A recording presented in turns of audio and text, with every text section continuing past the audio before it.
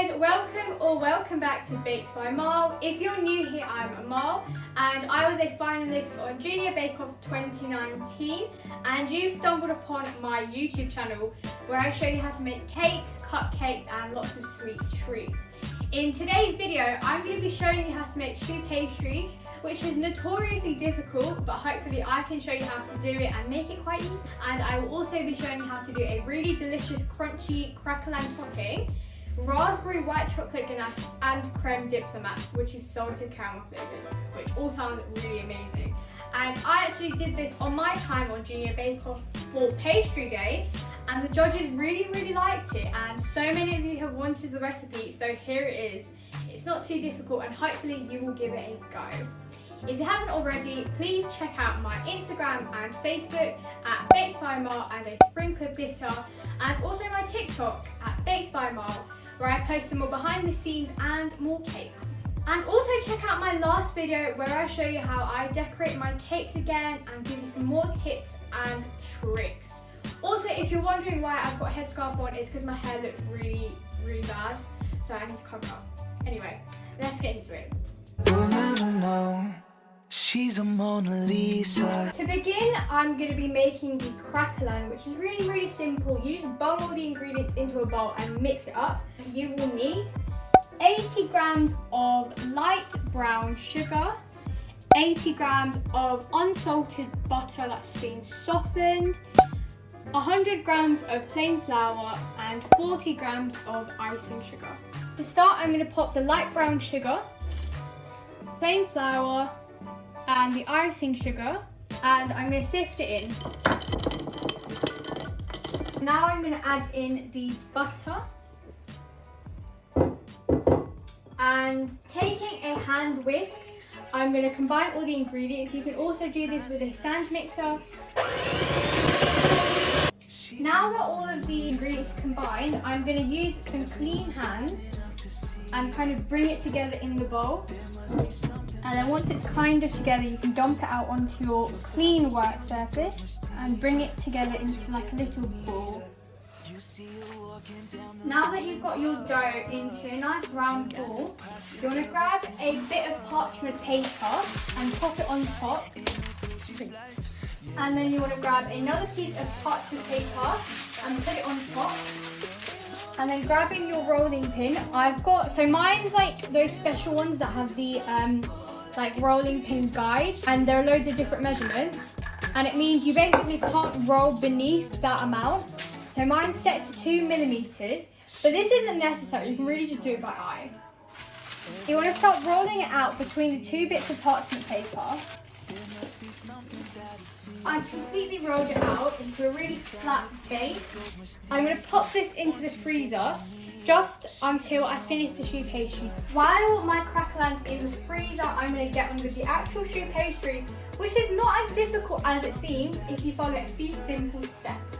So for the choux pastry, you will need 145 grams of plain flour, 125 mils of warm water, 125 mils of milk, and 100 grams of unsalted butter, as well as 5 free-range large eggs. To start, I'm going to pour in my water, my milk, and add in my butter. And I'm going to pop this onto a medium heat and stir it till the butter's all melted and it's come to a boil. It started boiling. I'm going to add in all of the flour in one go. And I'm going to stir really vigorously. I've stirred it for 2 minutes. And now it's all clumped into like a ball, and there's like a bit of a residue on the bottom of the pan, and that's how you know it's ready. I'm going to add this to my stand mix now.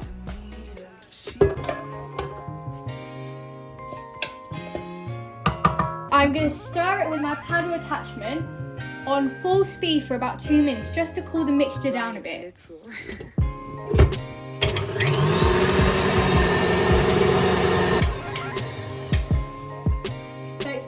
For about 2 minutes, and I'm going to start cracking the eggs in. So I'm going to do it one by one.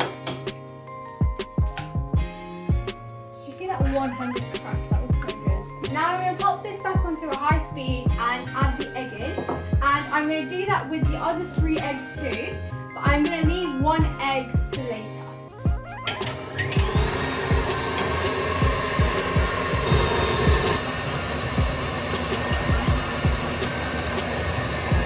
Oh, that was really good.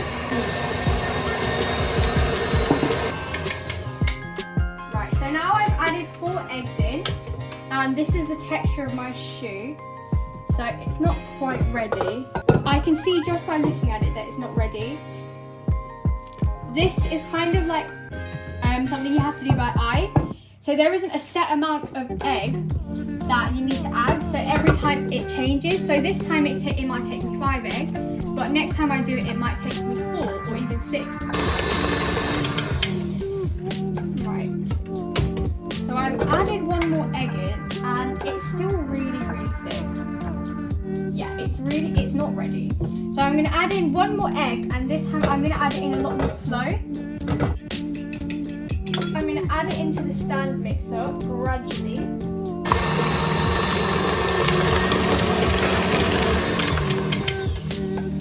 So this time it looks really good.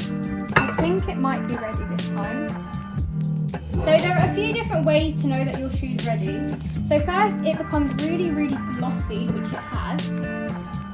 The first one's the V test. So you get a bit of the batter on your spatula, let it drop down, and it should form like a V. The second test is the trowel test. So you get a wet finger and you make like a trowel in the middle of your choux. And if the trowel closes in 4 to 5 seconds, it's ready. I've just had it wiped down, and I've also got a piping bag out, and I fitted it with the Wilton 8B, so it's a French tip. So a lot of people like to use a simple round tip, but I prefer the French tip, especially for craquelin. Or craquelin, I think that's how you say it. So I'm just going to transfer my batter into my piping bag.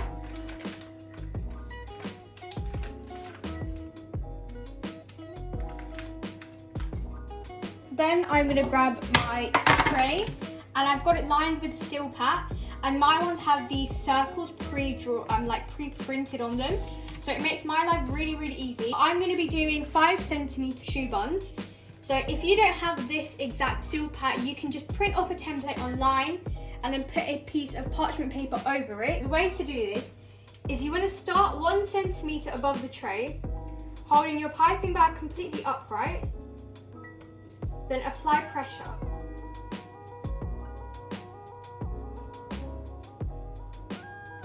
And then you want to lift up when you're done.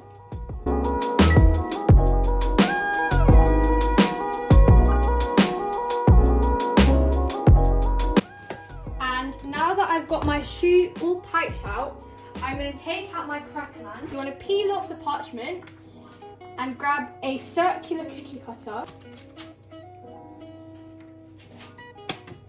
And you're going to pop it out and then place it on top of your choux. And this is a 5cm cookie cutter.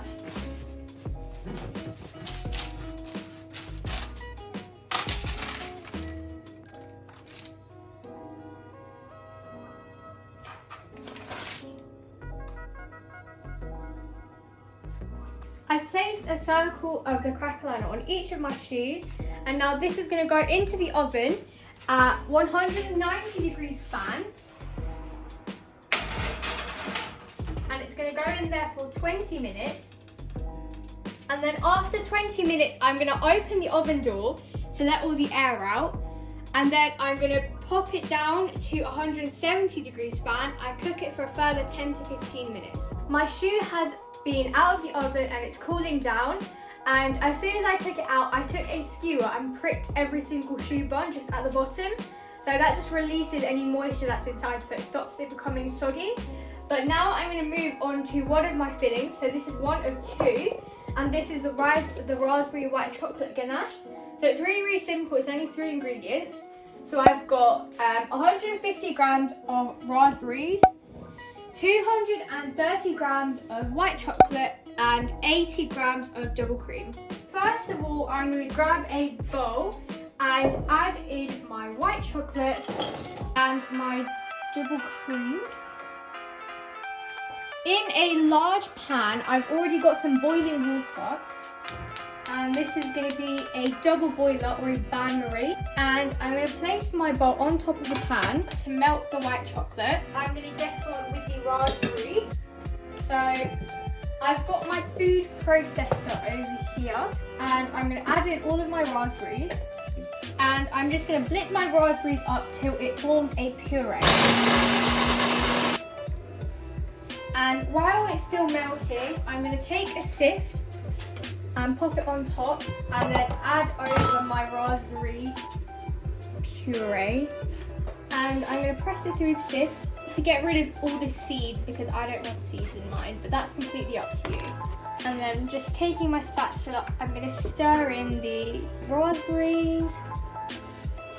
Now that all of it's completely melted in and it's combined with the raspberry really nicely, I also went and added a bit of pink food colouring. I've just taken off the heat and I'm just whisking it up. And you can see it's already started to thicken. But I'm going to let this sit just at room temperature for 20 minutes. Then transfer it to the fridge for about another half an hour. And now for the caramel creme diplomat, you will need 150 grams of caster sugar, 125 millilitres of warm double cream, 500 millilitres of milk, 3 egg yolks, 1 whole egg, and 3 tablespoons of cornflour. To get started, I'm going to make a dry caramel, which is really, really simple. You just simply add your sugar into a saucepan and spread it out into a thin layer so it melts quicker. Like that. And then heat it on a medium heat and just let it start to melt. So you can see it started to melt and I'm just stirring it constantly. And in the meantime, you want to make sure your cream is really nice and hot because you don't really want to add cold cream to the caramel because there's a chance that it can seize up. So now that my sugar's reached nice amber colour, I'm going to add the cream. This is going to bubble a lot and it's extremely hot, so you want to stand quite far away.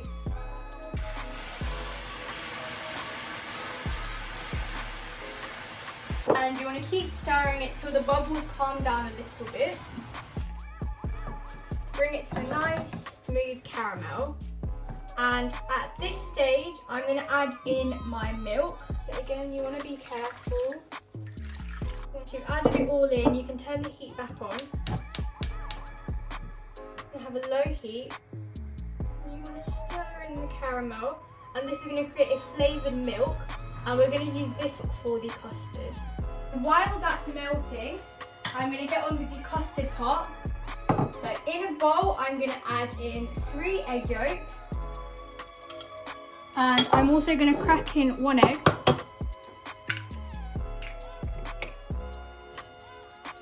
Along with 3 tablespoons of corn flour. And I'm going to give this a really good mix up. Now that that's really nice and smooth and a lot lighter in colour, and the milk's just started to come to a boil, so I'm going to turn the heat off and I'm going to add it to the eggs, and I'm going to do something called tempering.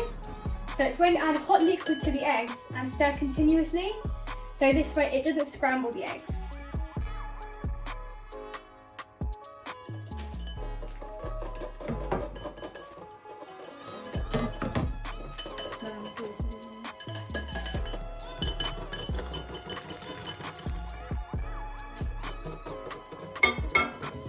Right, and now that I've tempered the eggs, I'm going to take another saucepan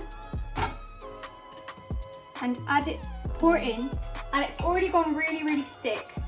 And this is just to thicken it up a little bit more, but it's already super, super thick.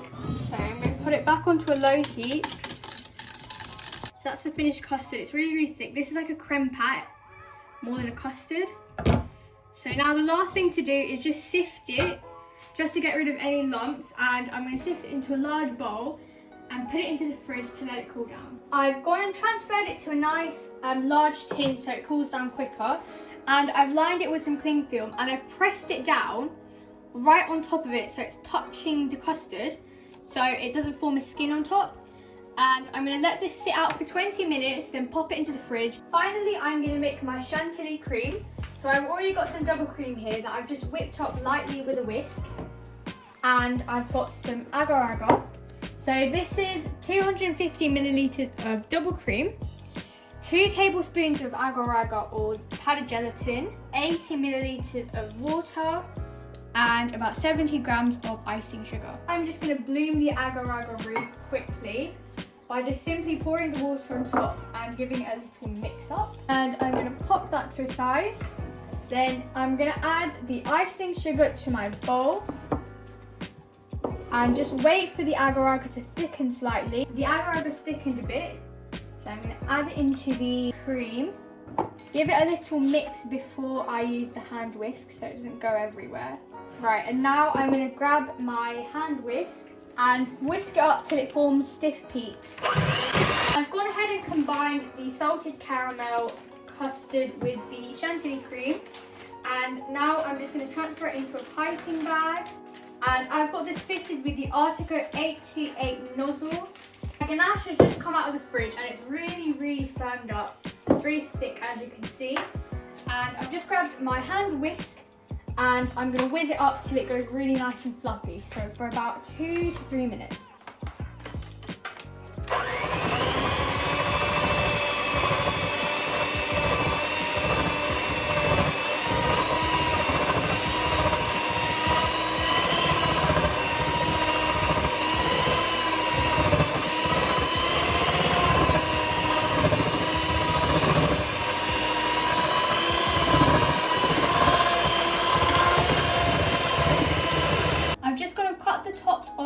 All my choux buns, and it's just the top, and you can see it's really nice and hollow in the middle and dried out. And I've also transferred all of my fillings into a piping bag, and this is the Wilton 8B piping tip, and I'm just going to get filling them. So I'm going to take the top off, fill the centre, and then do a swirl like that, and then put the top on. So you can see just a little bit.